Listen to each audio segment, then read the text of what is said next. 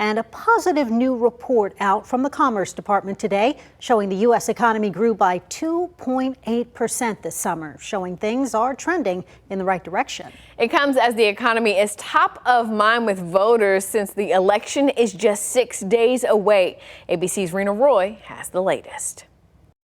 One of the last major reports before the presidential election shows positive signs for the U.S. economy. Commerce Department data shows the economy grew at a healthy 2.8% annual rate from July through September.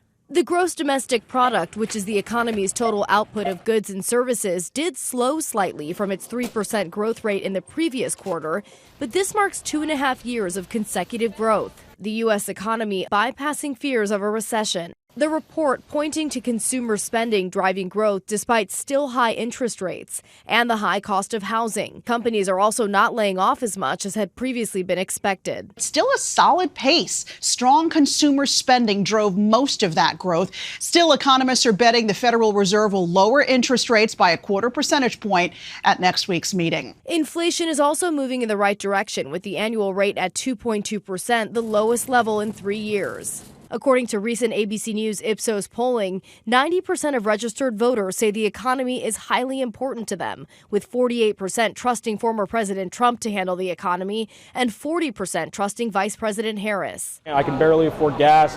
Groceries are really, really expensive.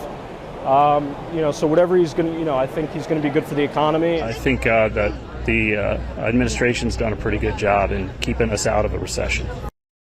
Despite the continued progress on inflation, average prices are still much higher than pre-pandemic levels, which has weighed on many Americans and posed a challenge to Harris in her race against Trump.